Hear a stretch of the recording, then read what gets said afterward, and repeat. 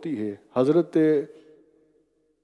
یوسف علیہ السلام کے والد گرامی حضرت یعقوب علیہ السلام 80 ایئرس تک دعا کرتے رہے. جب حضرت یوسف علیہ السلام ان سے جدا ہوئے یہاں تک وہ روتے تھے کہ ان کی جو بینائی جو ہے وہ جا چکی تھی، آنکھوں کی روشنی ختم ہو گئی. وہ دعا کرتے تھے. اللہ تعالیٰ نے آفٹر 80 ایئرز ان کی دعا کو قبول فرمایا، یعنی 80 سال کے بعد ان کی دعا قبول ہوئی. تو دعا میں تاخیر ہوتی ہے. حضرت موسیٰ علیہ السلام ہر وقت دعا کرتے رہتے. کیا دعا تھی؟ یہی تھی کہ اے اللہ مجھے کامیابی دے، فرعون سے مجھے نجات دے، فرعون کے لشکر کو غرق فرما دے. تو 40 سال تک وہ دعائیں کرتے رہے. 40 سال کے بعد ان کی دعا قبول ہوئی، مگر کبھی انہوں نے کوئی شکایت نہیں کی کہ ہماری دعائیں قبول کیوں نہیں ہو رہی. حضرت ابراہیم علیہ السلام کی دعا موجود ہے قرآن کریم میں. حضرت ابراہیم پاک علیہ السلام نے جب خانہ کعبہ کو مکمل کر لیا تو یہ دعائیں کرنے لگے.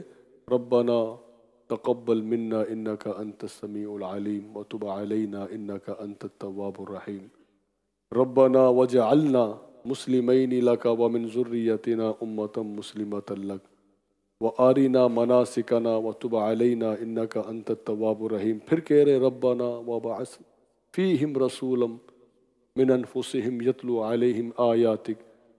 تو یہاں پہ ان انبیاء کرام کی دعاؤں سے ہمیں اس بات کا اندازہ ہوتا ہے. اول تو یہ کہ یہ جب بھی دعا کر رہے ہیں تو بار بار رب کو پکار رہے ہیں کہ ربنا ربنا ربنا. تو ہمیں بھی چاہیے کہ ہم جب دعا کریں تو ہر وقت دعاؤں میں بھی اپنے رب کو بھی پکارتے رہیں. اور دوسری بات کہ جب ابراہیم علیہ السلام نے دعا کی خانہ کعبہ مکمل کر لینے کے بعد کہ اے اللہ ہم میں سے ہی بیج، ہمارے میں سے بیج جو تیرے اس گھر کو سنبھالے آباد کرے اور جو تیرے کلام کے علم کو پھیلائے، لوگوں کو حکمت سمجھائے. تو آپ سیدنا ابراہیم علیہ السلام کی جو دعائیں تھیں وہ کس وقت رنگ لائی؟ جب حضور صلی اللہ علیہ وآلہ وسلم اس دنیا میں تشریف لائے. اب یہ دورانیہ کتنا ہے آپ دیکھ لیں، کئی ہزار سال بن جاتے ہیں کہ کئی انبیاء کرام آتے گئے، آخری میں حضور جن کی دعائیں کر رہے تھے وہ آخر میں تشریف لائے. تو دعاؤں میں تاخیر ہوتی ہے.